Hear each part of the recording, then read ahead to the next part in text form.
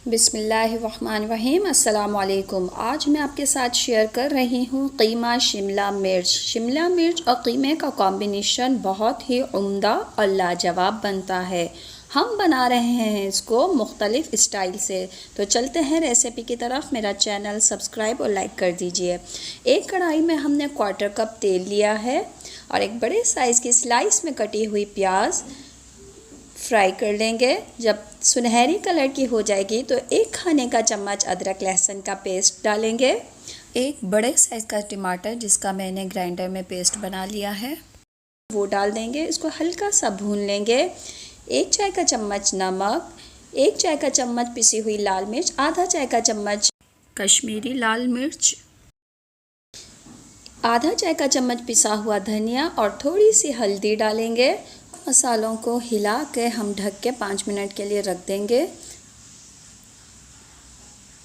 अब देखिए 5 मिनट हो चुके हैं, तेल ऊपर आ चुका है और मसाला भुन चुका है। अब हम इसमें आधा किलो हाथ का कुटा हुआ कीमा डालेंगे।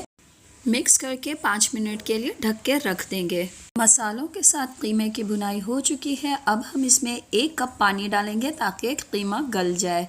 तो ये देखिए 15 से 20 मिनट के बाद कीमा गल चुका है, तेल सेपरेट हो गया है। 1 चाय का चम्मच पिसा हुआ भुना हुआ सफ़ेद ज़ीरा, कटी हुई हरी मिर्च, कटा हुआ हरा धनिया और कटा हुआ पुदीना डाल देंगे और इनको मिक्स कर लेंगे।